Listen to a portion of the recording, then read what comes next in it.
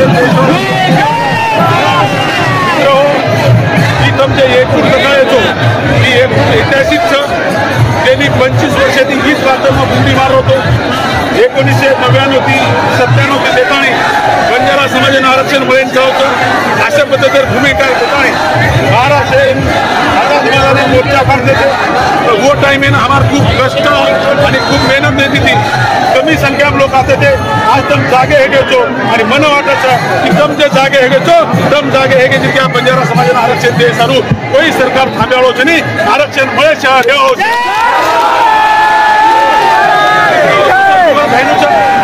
बंजारा समाज 1952 बंजारा समाजाला पहिलं अधिवेशन दिग्दर्शन यो आणि दिग्दर्शन अधिवेशनानं लाल बहादूर शास्त्री तत्कालीन प्रधानमंत्री हो ठिकाणी आहेत वसंतराव नाईक साहेब जण हयात येतो आणि वसंतराव नाईक साहेब काय माहिती आपलं बंजारा समाजाला आरक्षण मिळत जातं अशा पद्धतीने भूमिका पूर्वी आपण 1952 रांगाडी 1956 काळे माई डॉक्टर बाबासाहेब आंबेडकर घटना आलो आणि वो काळे मग आपण निजाम सरकार नसते जे हैदराबाद गॅजेटेड विषय आहे की काही आज नवीन विषयाची आपण या ठिकाणी मराठवाडा 8 जिल्हा आपण निजामेर काळेमाई हैदराबाद आणि करतोय आज हैदराबाद आणि तेलंगणा आणि आंध्र प्रदेशमध्ये बंजारा समाजाने एसटी आरक्षण मिळालं कर्नाटकमध्ये आपण एसटी आरक्षण मिळालं आणि करतोय हे देशमाई रेवाळो बंजारा समाज रोटी बेटी और एक बंजारा मोदी भाषा एक सवई नारायण एक हमारे रीति रिवाज एक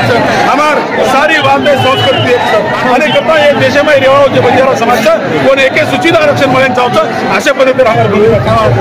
और पूर्वी स्वर्गीय नाईक साहेब येतो ना 1972 1978 आणि 1968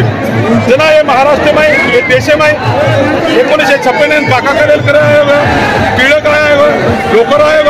मंडल आया सत्ता आहे देश माई आहे तो सारी देश माई एकच वाटतं की बंजारा मूळ आदिवासी आहे अरे आदिवासी बांधव तर गावात राहतो आदिवासी बांधव गावात राहतो दलित बांधव गावात राहतो शेवटच्या टोकावर जर कोणी राहत असेल तर तो बंजारा समाज राहतो आम्ही आदिवासी आहोत अरे आदिवासी बांधव गावात असतात दलित बांधव गावात असतात अरे आम्ही तांड्यावर राहतो आम्हाला रस्ता नाही आम्हाला पाणी नाही आम्हाला वीज नाही आणि म्हणून या देशामध्ये जेव्हा ब्रिटिशांचं राज्य होतं तेव्हा ब्रिटिशांच्या राज्यामध्ये या ब्रिटिशांचं जेव्हा सरकार होतं जेव्हा इंग्रजांची राजवट या ठिकाणी होती तेव्हा रेल्वे नव्हती अरे तेव्हा हा बंजारा समाज या देशातल्या समाज बांधवांना त्या ठिकाणी अन्नधान्य पुरवठ्याचं काम केलं अरे आमची लढणी होती आमच्याकडे शिवालाल महाराजकडे 3755 गौदान होते आणि आमच्याकडे बंजाराकडे प्रत्येकाकडे गौधन होतं आणि त्या गौधनावरती आम्ही लग्नीवर आम्ही ते सगळं भाजायचो आम्ही त्याच्यावर त्या गणीवरती गुराढोराच्या पाठीवर सगळं करायचो आणि आम्ही अन्नधान्य या लोकांना पुरवायचो अरे या देशामध्ये असा एकही मुख्यमंत्री झाला नाही या महाराष्ट्राचा मुख्यमंत्री स्वर्गीय वसंतराव नाईक साहेब 11.5 वर्ष होते त्यांनी सांगितलं 1972चा दुष्काळ पडला आणि त्याच्यामध्ये सांगितलं की या महाराष्ट्राच्या दीनदलित शेतकरी बांधवांना जर अन्नधान्याने मी सोय पूर्ण करू शकतो नाही तर मला त्या ठिकाणी शनिवारवाला फाशी द्या असं म्हणाला आणि म्हणून आम्ही त्यांच्या वसंत आम्ही आमच्या हक्कासाठी लढतोय आणि म्हणून दलित बांधव असेल मराठा बांधव असेल आदिवासी बांधव असेल या सगळ्यांना विनंती हा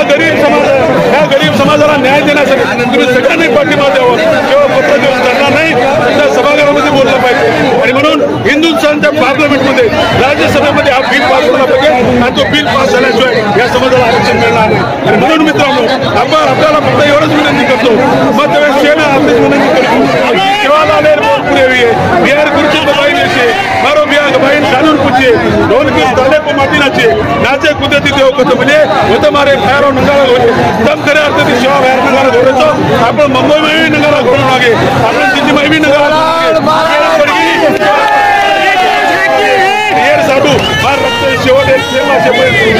समाजासाठी लढणार आहे मित्रांनो मी पार्टीचा विचार करणार नाही मी कुठल्या गोष्टीचा विचार करणार नाही मला उद्या काय होईल याचा विचार करणार नाही तुम्ही साथ दिली पाहिजे तुम्ही माझी ताकद आहात तुम्ही सगळ्यांनी आपण म्हणून केलं पाहिजे नेतृत्व कोण करतो ह्याच्याशी काही देणं घेणं नाही उद्या 10 वर्षाच्या मुलीला आपण नेतृत्व देऊ उद्या 10 वर्षाच्या मुलाला नेतृत्व